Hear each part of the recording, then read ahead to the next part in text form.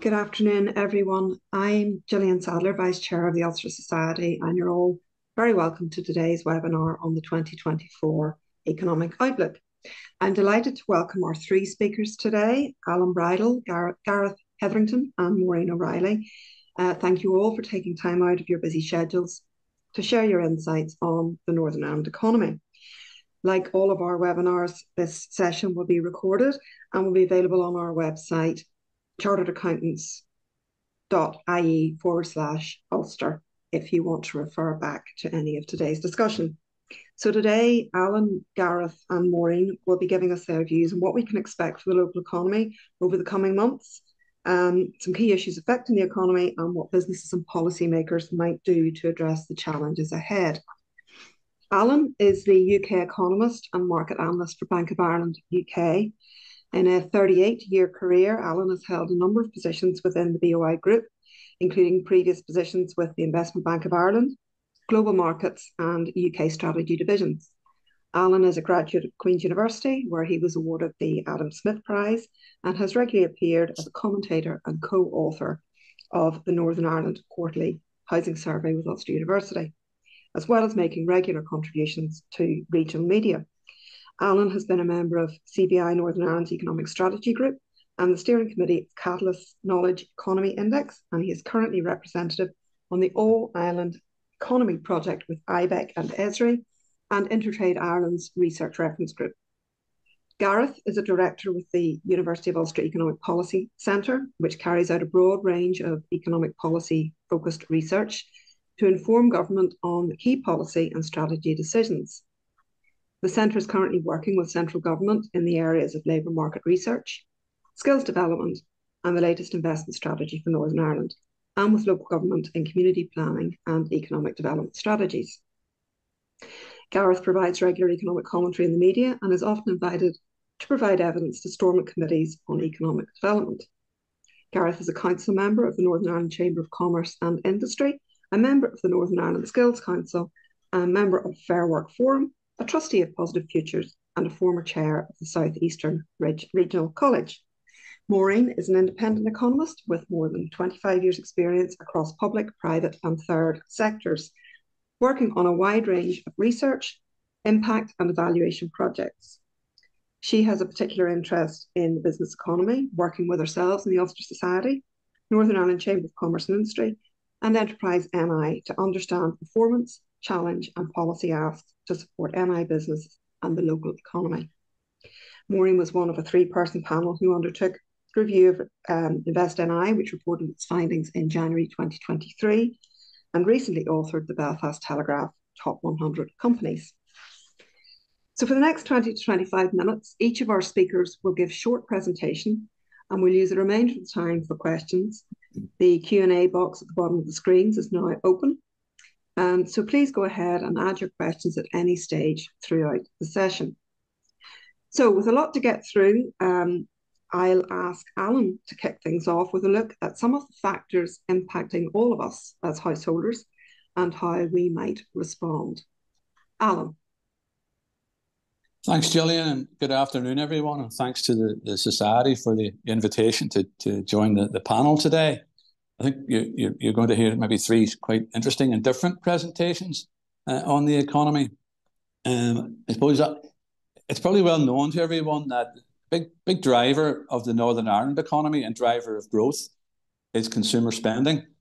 And I'd like to look a little bit this afternoon at some of I suppose the conditions of our households in terms of personal finances. And what capacity really do households have to drive consumer spending this year? And you'll not be surprised to know that the overall picture is quite nuanced.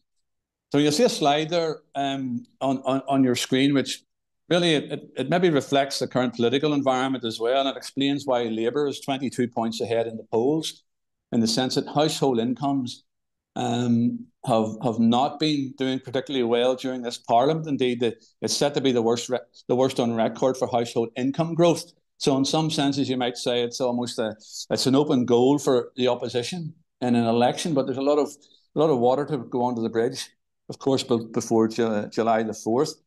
But how have we responded at a household level to the more stagnant macroeconomic picture. And of course, in overall terms, we have been very, very much more choosy as to what we spent money on, and discretionary spending. We've stopped on certain items. But we've also, of course, seen interest rates rise as well. And as interest rates have risen, of course, much of the focus is on the impact on borrowers.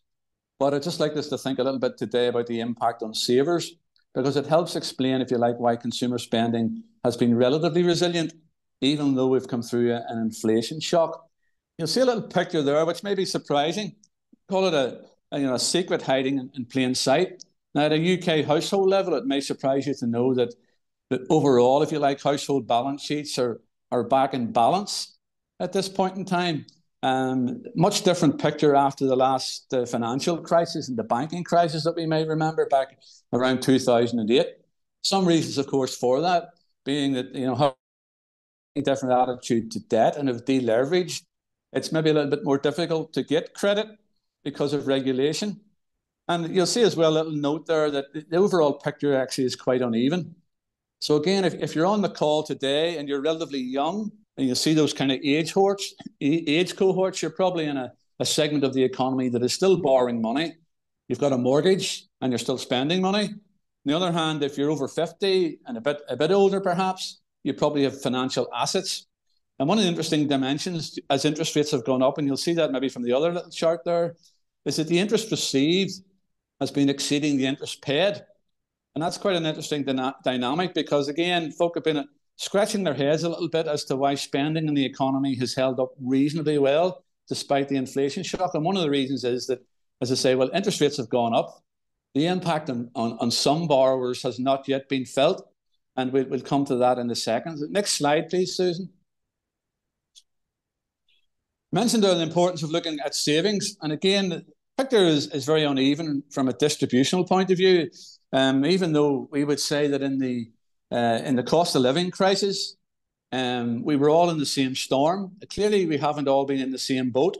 And the capacity of households to save has depended very much on incomes in particular. And you'll see there that obviously older income groups and higher income groups have been saving more.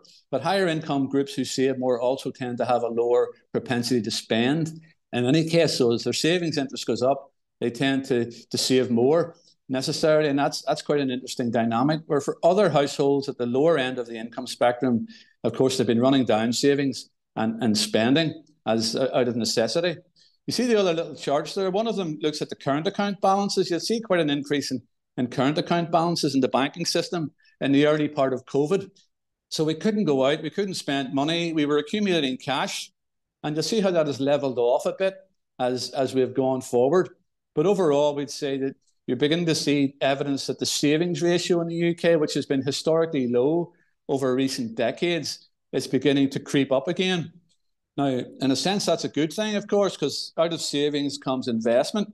But of course, in economics, we have what's called the paradox of thrift. So we don't want everyone saving at the same time, because that obviously has a depressing effect on spending. Next slide, please.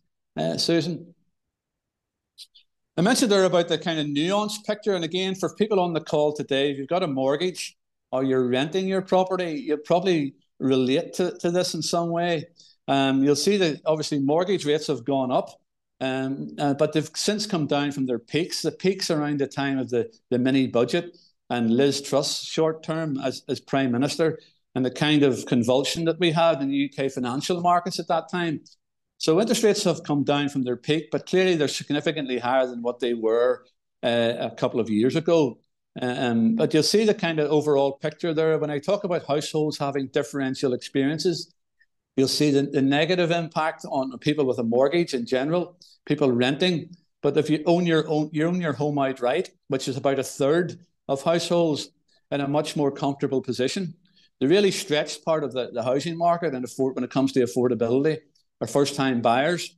So if you're on the housing ladder and you've been on the ladder for some time, you're probably more resilient. But the first-time buyers, of course, the affordability stretch really is having access to the market initially. And you'll see some of the figures there. About 1 in 6 are accessing the market via a longer 10-year mortgage, a 35-year mortgage, which in When I took out my first mortgage, it was a standard mainstream 25 years. But as you stretch out those years, of course, it means your monthly payments are more affordable. But of course, ultimately, you'll pay back more. So it's quite an interesting phenomenon, though, that the mortgage tenure is extending just to allow people to access the market. You'll also see as well, of course, that to get onto the market, invariably now it means a double income, a dual income, whether it's a husband and a wife or two partners or whatever.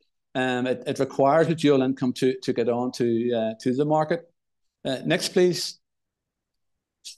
Now, I've said our mortgage regulation is working. Back in 2014, we had mortgage market regulation in the UK, which really was in response to the housing market crash a few years earlier. And you'll see there how difficult it is now to get a very high LTV mortgage. And you'll see as well how difficult it is to get, it's almost impossible to get a self-cert mortgage where you're certifying your own income. Now, these have all had the impact on the market of, if you like, improving the quality of lending, improving the quality of credit. You see the little chart there in the bottom right, that the level of possessions in the market, even through the various economic shocks that we've had, and inflation shocks and high interest rates, even until very, very recently, the level of repossessions in the market and stress in the market is actually quite low. And that reflects some of the regulation which is taking place. But the key thing I'd like to point out to you is the chart on the top right-hand corner, where you can see how the mortgage market has changed, where between 80 and 90% of mortgage debt is now on fixed rate. And you say, well, how has that impacted the last few years, and how is that likely to impact things going forward? Well, it means that as we've come through a period of rising interest rates, the overall impact on household finances is quite staggered, and it's phased over a number of years.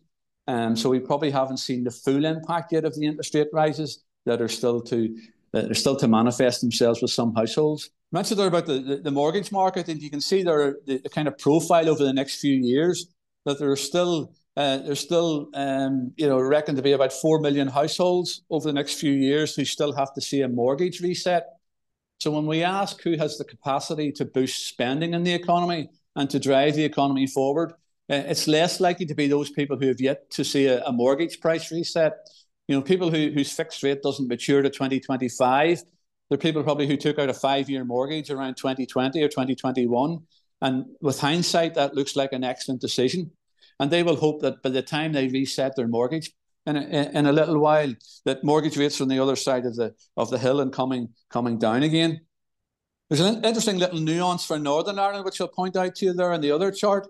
You see that Northern Ireland has a slightly higher percentage of borrowers with their mortgage on variable rate.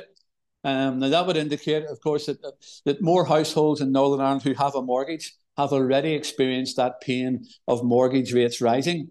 And despite that, we've seen the economy in Northern Ireland, the regional economy, continue to be quite resilient and to continue to grow, albeit at quite a low rate. Of course, mortgage debt is only one form of debt. Most of us on the call will have other forms, whether it's car finance, a personal loan, credit card, store card debt or whatever. And we've seen some quite interesting changes in dynamics there as well. You can see, relatively speaking, that the big increase in consumer debt over the last few years has come on the credit card. And you see the top right little chart there, the growth in monthly credit card balances again. And that can be slightly concerning, because credit card borrowing tends to be convenience borrowing. You don't have to apply necessarily and go through a credit assessment, but you can max out perhaps on what credit limit that your provider has given. But the other little chart gives an indication as to who's taking on this debt. And it tends to be, again, those younger age cohorts, either taking out a card for the first time, or those in their 20s and 30s and 40s. In a sense, those who are spending to get onto the housing market, that have a mortgage and have all kinds of other financial commitments. So there's quite some interesting changes by age, if you like, and financially positioned. Next slide, please. So I suppose just to summarise this little part, I think I'd be fairly confident the economy will continue to grow this year. And a big reason for my confidence would be that household incomes are beginning to recover. We're beginning to see inflation obviously fall back close to target levels. And we're also continuing to see wage growth still quite strong across the UK economy, running at just under 6%, while inflation is close to 2%. But there's quite a mountain to climb back up, if you like. given the stagnation in incomes in recent years. But please remember that differential between households, depending on what age we're at and what stage of life we're at, whether we're a homeowner with a mortgage, whether we own our home outright, or whether we've got other forms of financial assets. Those are going to be the key differentiators. Just finally, last slide, please, Susan. As well as the cost of living crisis, we've obviously had a cost of doing business crisis as well. And these, if you look at those two charts, those are Northern Ireland charts, if you like, of business borrowing and business deposits that are held within the Northern Ireland banking system. And you see quite interesting trends there, that the level of borrowing has been fairly stable. It's quite a subdued market for credit, business credit in Northern Ireland at the present time. But the key dynamic, or the key interest, of course, is if you look at what's happening in business deposits, that spike during the COVID years. So there's about an additional 4 billion of cash held in the Northern Ireland banking system by businesses. And some of that, or much of that, has not yet filtered out into investment, which we would like to see. But that's an aggregate figure. And we understand and we see that most of that healthy balance sheet and cash position is held, if you like, at the corporate end of the business market, at the medium-sized businesses. At the small end, in the SME, we see a much more challenging picture. And the biggest reasons for that, I think, we've kind of highlighted there on the right-hand side of that chart. In particular, I would highlight the onerous cost environment. Things like business rates, more recently, the double-digit increase in the minimum wage. And if you like, small businesses in particular finding it more and more difficult to be able to pass on those higher prices and beginning to see their margins squeezed. The larger businesses, if you like, have greater market power to push through higher prices. And these are some of the challenges that businesses are facing. And just going ahead, we're looking at changes in employment law, particularly in Westminster, if a Labour government is elected, but also at Stormont as well. And changes in labour laws, or employment laws, which favour workers' rights, and a bit more flexibility there, invariably mean increased costs for business.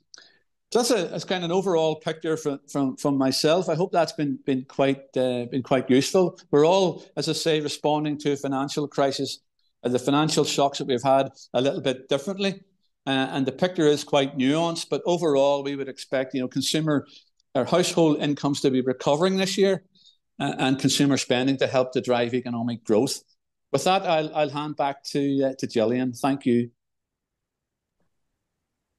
Thanks, Alan. Good to know there's a bit of good news being in the older age categories. Not often you can say that. So I'm going to hand over to Gareth now. Gareth's going to give us an overview of the local labour market and the importance of new business starts in creating employment. So thank you, Gareth. Thank you, Gillian, and good afternoon, everyone. It's good to be back here again this year and presenting to the group. So I'm going to just focus briefly on the local labour market and how things have progressed over the last few years. The first area I want to look at is around employee growth. And what we've seen since the pandemic and the impact of the pandemic is very strong growth in payrolled employees. And indeed, this growth that we've seen from early 2021 through to early 2024 in Northern Ireland has been the strongest growth that we've experienced across all 12 UK regions. Now, Northern Ireland rarely comes top of any UK regional economic league table, but this is one that we do, so we should celebrate it when we've got it. But as you can see, all parts of the UK, all regions in the UK have seen an increase in payrolled employees from their pre-pandemic levels. So that's the good news in terms of employee growth. This is the self-employed numbers, and we've seen a very significant reduction in self-employed numbers following the pandemic, and it hasn't really recovered. Around early 2021, it looked at the bounce back had started, but that has very much plateaued since then. And that reduction in the number of self-employed in Northern Ireland is the largest reduction in self-employed across all 12 UK regions. Now, you can see that with the exception of the northeast of England and the West Midlands, every other region in the UK has seen a reduction. So that the trend that we've seen here in Northern Ireland is the same as across the UK as a whole. And there are a number of reasons for that, not least the changes in some of the tax cut rules that made self-employed status less attractive. The reason that the trend is more extreme in Northern Ireland isn't necessarily clear, but it could potentially be at least somewhat explained by the impact across sectors. And so what this is with the workforce job numbers, and we can see the construction sector has seen still experiencing a significant reduction in the number of jobs relative to pre-pandemic levels. A lot of people in the construction sector are working, or sorry, would have been self-employed, and so if you're seeing a significant reduction in construction, then that's going to be reflected in the self-employed numbers. If we look at the positive side of the ledger, where there's been stronger growth, education seen significant increases, and then professional services and ICT. Certainly professional services and ICT, that strong growth is not a surprise. Those are two sectors that performed well during the pandemic. You could say they had a good pandemic, working from home, and that increased flexible working is much easier facilitated in the professional services sector and the ICT sector. I suppose the other one I would just draw out here, restaurants and hotels, so the hospitality sector seeing reasonable increase. And that's obviously good to see, because the hospitality sector would have been the most significantly impacted during the pandemic. Just going to the unemployed, this is the claimant count measure. So this goes right back to January 2010.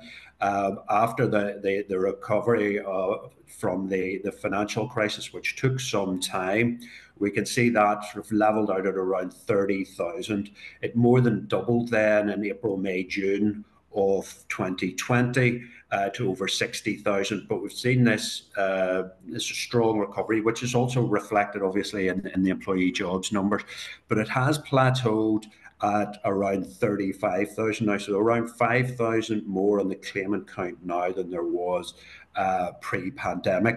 Now, I suppose there's a number of reasons for this. We've obviously had quite a significant economic slowdown, and in some respects it's been a strange recession where we've seen an economic slowdown, but we haven't seen any spikes in unemployment. But there's around 5,000 more who are on the claimant count than pre-pandemic. And then the other groups, so we have the employed, the self-employed and the unemployed. The final group of the labour market is this economically inactive group. And this Northern Ireland has a real problem in terms of economically inactive. And I've broke it down into the different groups here. So this dark blue bar, this is Q1 2020, and then we go Q4 21, Q4 22, and Q4 23. So we can see the trend. Obviously, a very significant increase in the numbers of people who are sick. Now, the way this chart is shown, it looks like it's a one-way direction of traffic here. It has started to come down again, the numbers of people who are economically inactive due to sickness, but it's still very high. We saw an increase in the numbers of students during the pandemic. A lot of that was driven by grade inflation because of teacher assessed grades, but that started to return to pre-pandemic levels. Those with caring responsibilities, that fell significantly, but then increased again. These numbers, if you were to go back over the last 10, 15 years, those with looking after the family or the home has been in a long-term downward trend, and we can see that trend, longer term trend, has continued, albeit it increased again after the pandemic. Numbers of people who are retired, that increased, and then obviously it's come back, but approximately the same as what we've seen before. Now, the reason that I've drawn this out, there's this, with the tightness that we're seeing in the labour market, there's this narrative has become established that if we solve the waiting list problem in the NHS and we provided free childcare for everyone, or made certainly childcare much more affordable, that would result in quite a significant increase in potential supply of the labour market. Now, we should do those things because they're good things to do, but on their own, they're not going to solve the supply side problem on the labour market. And what we've shown here on this chart is the proportion of people who are economically inactive due to sickness who have low-level skills. So RQF level 2 and below, this is the proportion of people who are inactive due to sickness and have less than 5 good GCSEs. It's over 70%. And those with caring responsibilities, it's over 60%, have very low levels of skills or qualifications. If we look at that, compare that to people who are unemployed, around 50%, just over 50% have low-level skills, and those in the labour market, so those who are employed, it's around a third. This here shows is the RQF level 6 and above, so those are graduates, people with degrees. We could see how that is much higher in the employment market than those that, who are not working. So yes, by all means, let's tackle the waiting list in the NHS and let's provide increased affordable childcare. Those are good things to do, but we also need to put skills programs around these groups if we want them to help remove all of their barriers to returning to the labour market. I also referenced the tightness of the current labour market. And this chart, again, this goes back to 2001, so this is a really long-term chart. But what it shows, this is the ratio of the numbers of people who are unemployed per vacancy in the economy. And we can see prior to the financial crisis, it was around 2 to 3 unemployed people per vacancy. That then increased during the financial crisis, but returned to lower levels then towards the end of the 2010s. That's the spike from the pandemic. But post-pandemic, it had fallen to a record low. It had fallen to a 1-to-1 ratio. And clearly the people who are unemployed aren't all going to have the skills for the vacancies that are available. That has started to increase now over the last year or so, but it's still very low by historic standards, and it shows it's evidence of the issues that many employers were facing in terms of trying to find staff. And also, it can be no surprise that during this period of tightness in the labour market, that we've seen very significant levels of immigration and higher levels of immigration coming into the UK.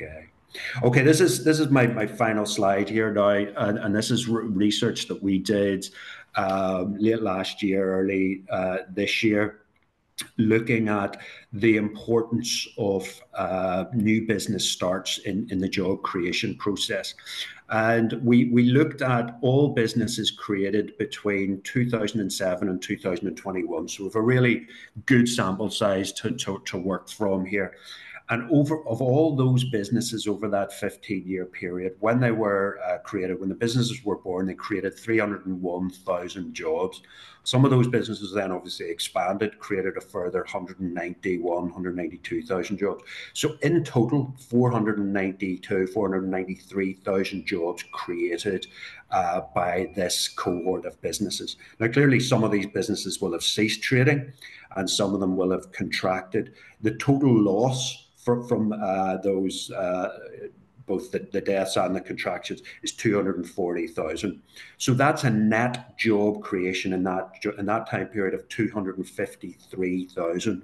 Now, to put that in some sort of context, In 2007, at the start of this period, there were 790,000 people employed. Total employment was 790,000. There's currently 880,000. So that's an increase of just 90,000. So what that tells us is that the current stock of business is more likely to lose jobs than create jobs, and creating and encouraging business start activity and this current and a continuous stream of new business starts is critical to creating jobs and allowing a labour market to grow. It's a vital part of the job creation process, particularly when recovering from economic shocks. Now, one of the other findings that we had found, most businesses, vast majority of businesses, start small and stay small, typically with one employee. It's those that start slightly larger with 4 or more employees are likely to then go on and continue to grow and become SMEs and in some cases even large businesses.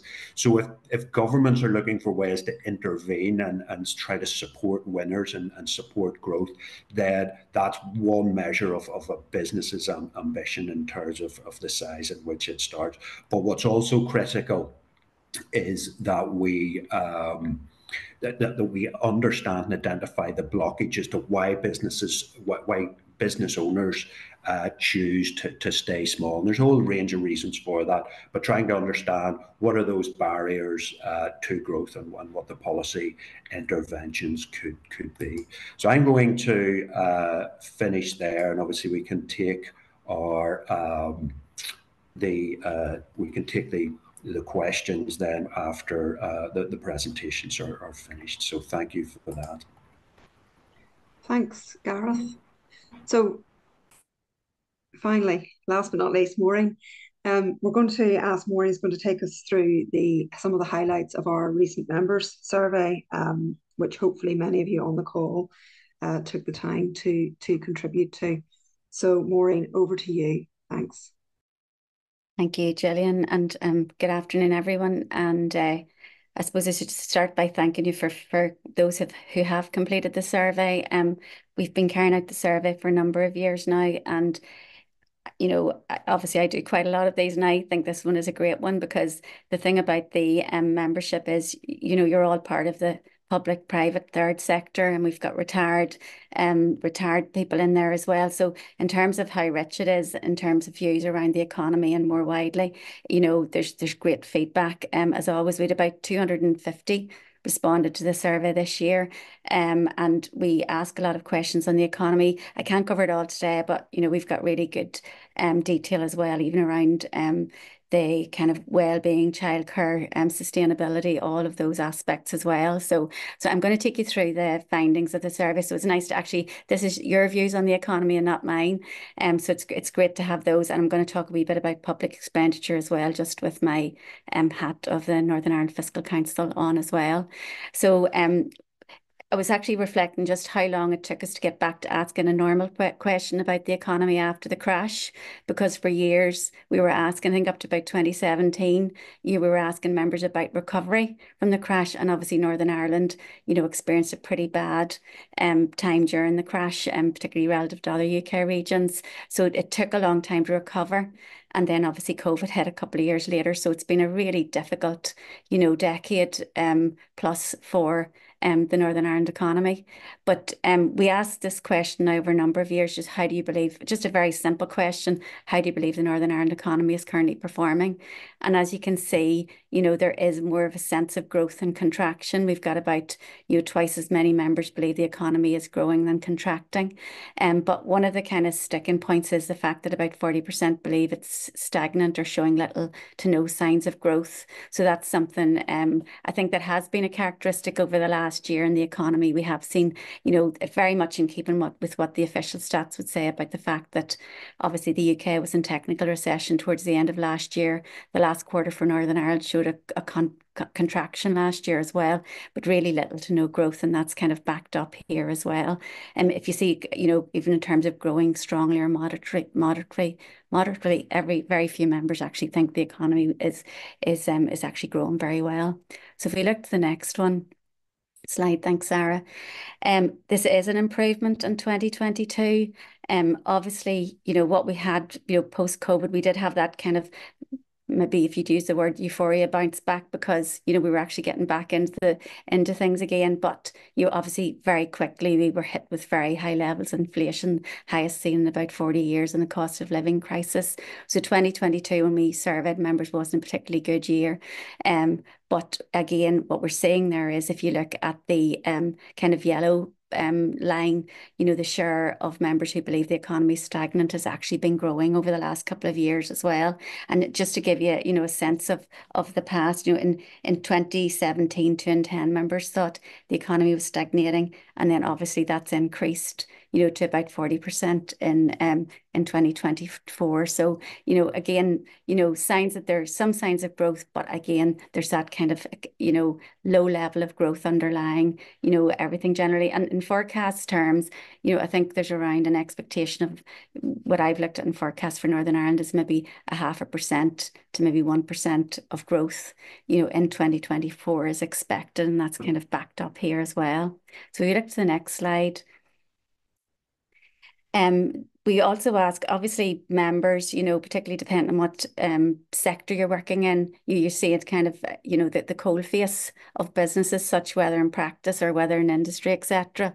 So try and understand, how, in terms of financial distress, what the prospects are. But 3 in 5 members actually believe that financial distress is increasing, which is really quite significant, but it is down from 77% in 2022, although still high when you look again of the blue bar. It's high compared to pre-COVID. That's a really interesting one, because it's not really making its way. And I know many of you who, obviously specialise in insolvency and recovery, it's not really making its way into any official stats as such. In terms of insolvencies, I think they're up about 5% in the UK over the year. So you're not really seeing it in the figures, but in behind there's that sense of fragility, I think, in terms of some sectors, some sizes of businesses, in terms of what's happening there as well. And then if we look to the next one, in terms of prospects for 2024, and again, taking into account what members are saying, again, just 17% believe that the economy prospects are good for 2024.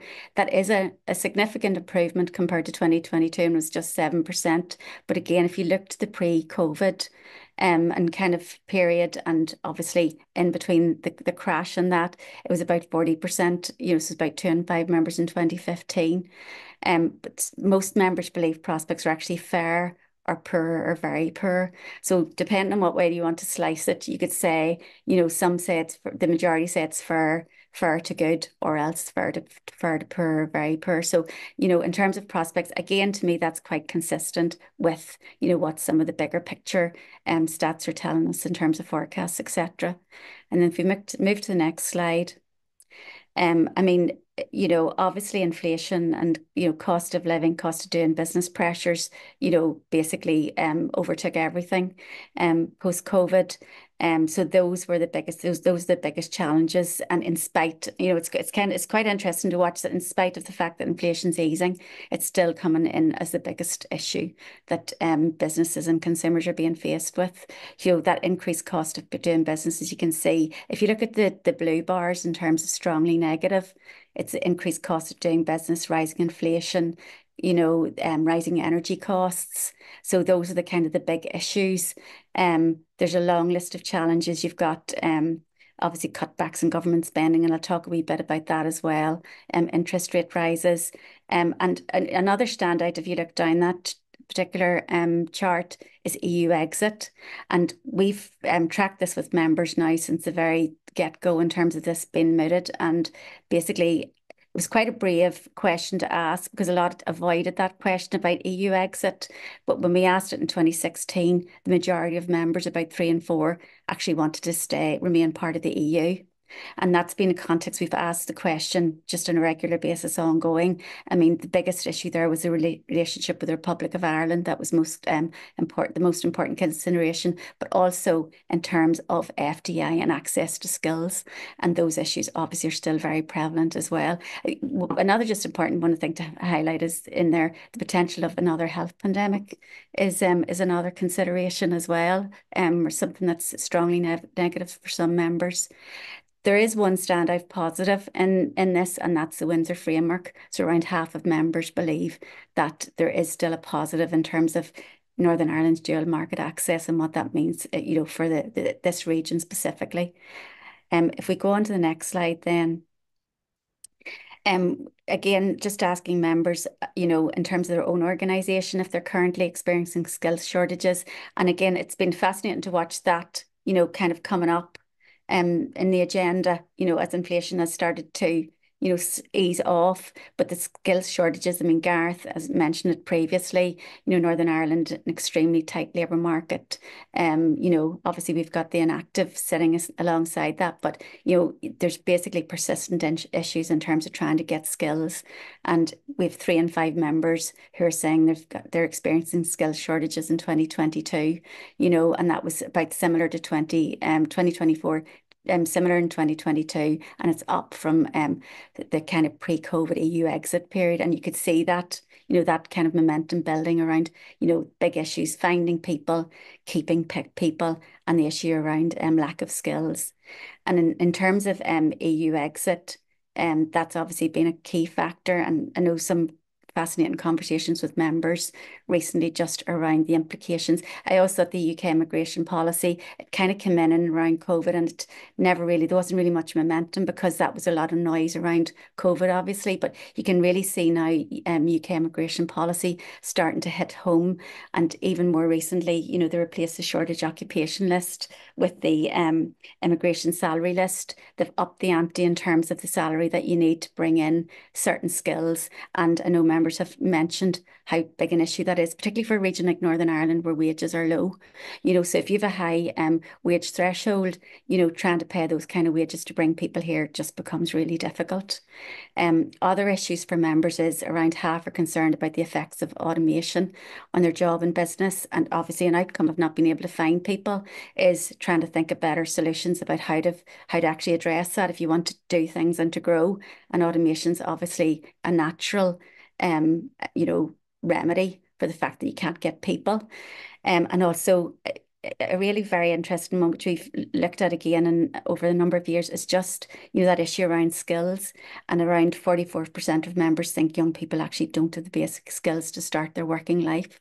So it's not even about the qualifications, it's actually about those workplace skills and what that means for employers. And, just the fact that there's an awful lot being placed on employers in terms of the responsibility of how they, support staff as well. And then if we look to the next one, yeah, just putting on, I'm a member of the Northern Ireland Fiscal Council, and, it's been fascinating to try and, put some kind of transparency on public finances here. And I think, the environment is so challenging at the moment, in terms of public sector spending, how we spend our money. So we've asked we've got some really strong responses from members this year just around the whole area of public spending.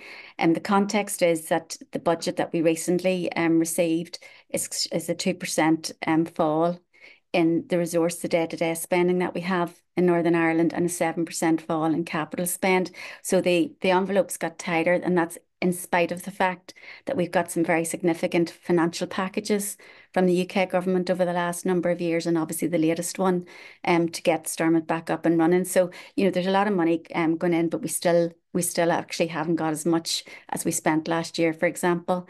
We've got a potential cliff edge because of those packages and the way they're supporting the various aspects of public spending, and particularly around pay, because obviously there's been big issues around supporting pay increases. It means that kind of within the next couple of years, we might be in a very difficult position in terms of what public spending looks like in Northern Ireland. And the barometer we would use there is that have we enough spend per head to meet the same level of services as that provided in England. And on top of that is the fact that Northern Ireland has greater need, and our need is we estimate it to be about 24% higher per head. The reason being for various factors. Gareth mentioned the inactivity and sickness levels in Northern Ireland, the worklessness issues, but even issues around rurality. It's services have to be spread more widely in Northern Ireland, and that costs money.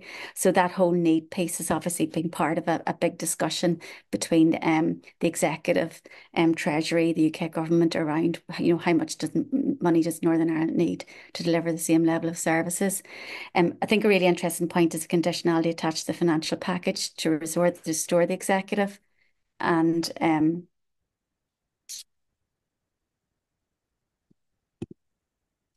I've been thrown out here.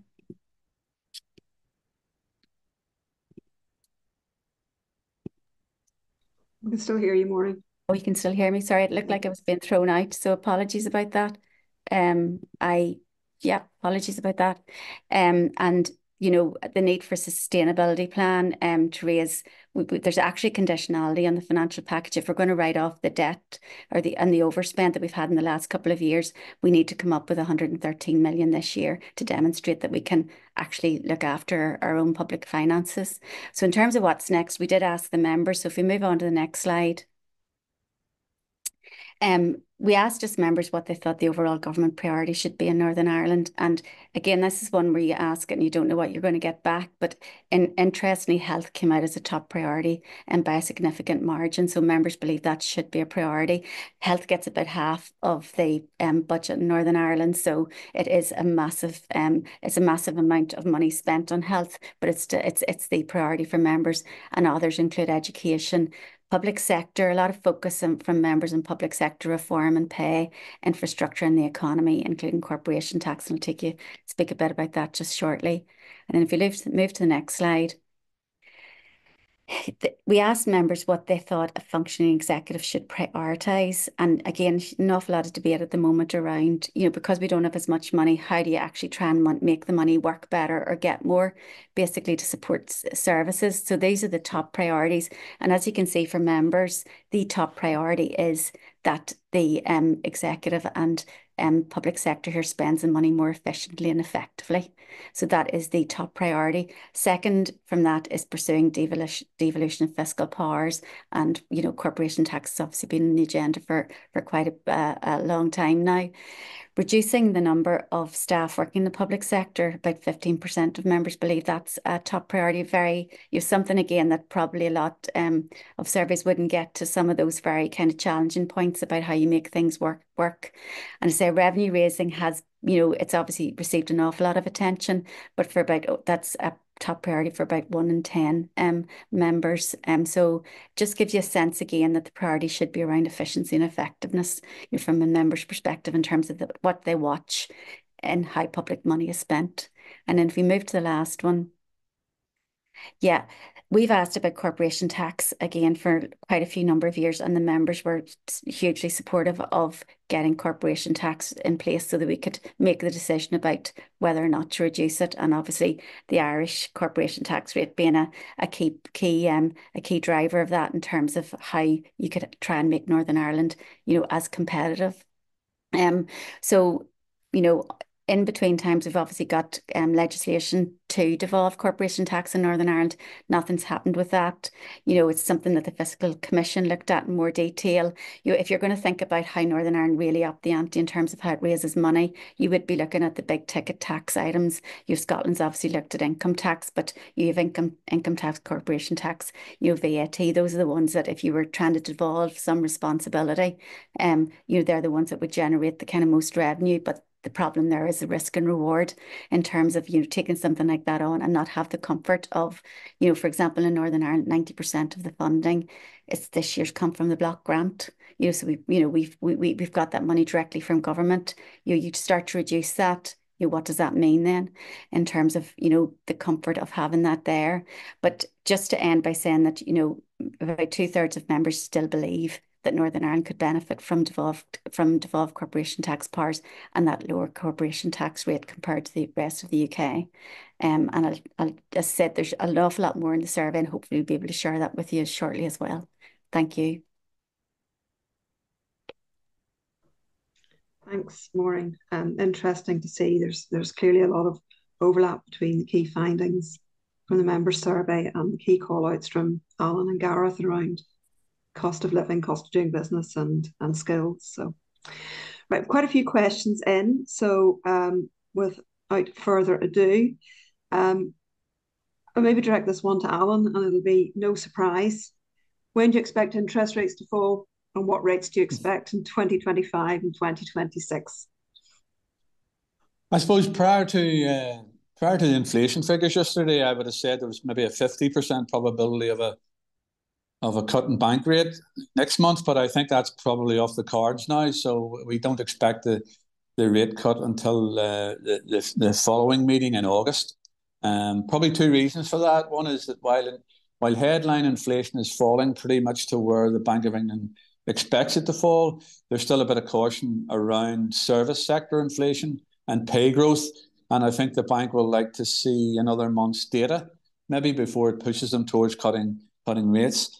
The second reason, of course, a link to yesterday is that the Bank of England cherishes its independence very much, and they will not want to see interest rates politicised. So an interest rate cut a matter of days before an election, I think they probably won't want to do that, but we'll have to wait and see. I think the second part of the question, our own expectation is that by the end of this year, bank rate will be 4.75 from the current 5.25, and by the end of 2025, 3.75.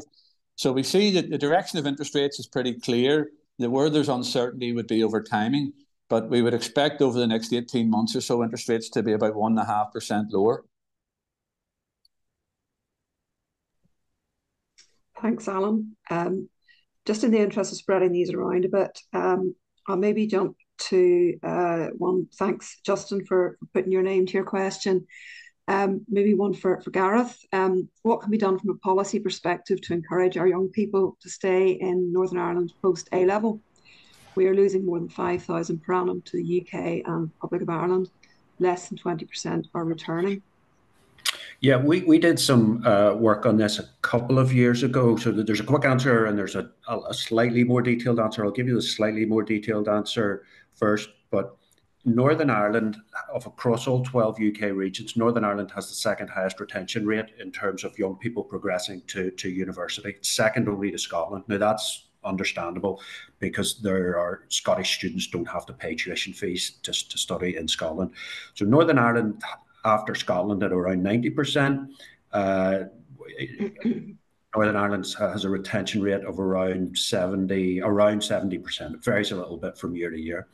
Then, if you look at where graduates are, 18 months after they work, or sorry, after they graduate, 80% are working in Northern Ireland. That's irrespective of where they are, where they studied, whether they studied in Northern Ireland or across the water. That is also the second highest retention rate across all 12 UK regions.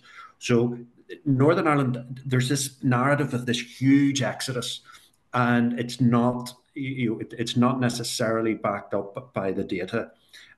Northern Ireland's big problem is inflow.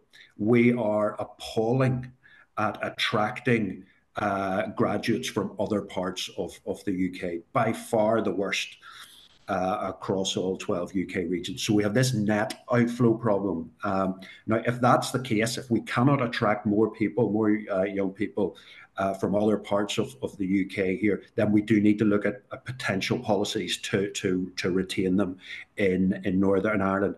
And the obvious one there is around the scrapping of the Mazen cap. So that's maximum student numbers that universities are allowed to take in terms of Northern Ireland domiciled students. And the reason there's a cap is because there's a subsidy, and obviously the government needs to manage that subsidy and their budget. So if we were to abolish that cap, then how do you pay for it? And you pay for it through higher tuition fees. So there needs to be a conversation around increasing our tuition fees in order to increase the capacity for funding for NI-based students. Thanks, Gareth. One for Maureen. What are your views on revenue raising and the areas that the executive might prioritise? Thank you. Can I just say, just on the students piece and the kind of brain drain issue, I think there's arguably a solution or, more opportunity with the All Ireland student market as well. So it is difficult for Northern Ireland students to study in the South. And there's been barriers obviously in terms of the number of A levels and language, etc. But I think there is an opportunity there that you could think of that on an all island basis sometimes, and that might actually stop the outflow of students to GB that don't come back. So just to say that I know something I've been working on recently. I can see opportunities. In terms of revenue raising, I think that the first challenge I think with revenue raising is that to do anything big, Northern Ireland's going to have to demonstrate that it can be responsible in terms of taking on anything that's more devolved. We've very few devolved fiscal powers, so we've very limited ways of raising money. So, but I think part of that is we have to demonstrate that we can, do something ourselves first. And I think that's where there's actually an opportunity here in terms of how we say, raise that 113 million, that conditionality that's been put on the financial package that was announced to bring the executive back in. So I think that's important. I think that the executive needs to work together in that, because obviously water charges is something that domestic water charges is discussed quite a lot. It's one of our super priority measures. It's the biggest one in terms of that we forgo money because we've decided not to charge domestic water charges compared to the rest of the UK. So I think there's some very serious decisions to be made by the executive around where do you find ways to raise revenue? Where do you find ways to demonstrate the fact that you can raise revenue? And then I think a natural kind of lead on to that would be arguably looking at some of the bigger measures that Scotland, has looked at, that like the corporation tax, to say, look, if we want to really be different, we probably need to look at something very, on a bigger scale, if we're going to raise more money to actually change the way we actually do things here. But the revenue raising, to say that the interesting thing for me there is that members are more of the view that they need to think about efficiency and effectiveness first. Thanks, Maureen. We have a couple of minutes left and 4 or 5 questions. So maybe just quickly, Alan, I'll ask you, with uncertainty in the global economy and weak growth numbers and AI coming down the tracks, how robust is the economy, and are we finding small and medium businesses under pressure? Yeah, it's a good question. I think small businesses in particular would be the area that I'd be watching more closely from a point of view of vulnerability. I think generally speaking, our larger businesses and medium-sized businesses are quite sound, as maybe I showed earlier, in terms of the overall balance sheets and their cash and so forth. But we're probably, in the last few years, we've all been familiar with the expression of quiet quitting when it comes to the workplace. I think in the small business sense, there's a kind of quiet feeling going on, in the sense that in the past, I think Maureen referred there to the insolvency statistics a little bit earlier. In the past, businesses would have failed maybe because they couldn't pay the bank back their debt, or they couldn't meet their obligations to the taxman. But it's slightly different this time, in a sense that businesses have just reached the point in some cases, because of the onerous cost pressures, that they just can't make the economics add up to stay in business. So the small business side, yes, I would have a question mark around the vulnerability of some there, but I'd be a bit more confident that, despite all the geopolitics and the pressures in the world economy, the Northern Ireland's larger and medium-sized businesses have really demonstrated quite a resilience over many years. Okay, thanks, Alan. Well, look, guys, we do have a few more questions there, but I'm conscious it's 2 o'clock, so we'll maybe just wrap up the session. Just thanks again to Alan, Gareth, and Maureen. Really interesting discussion. I hope everybody on the call can take something useful away from that. And thank you all for joining. Have a good rest of Thursday. Thanks, folks.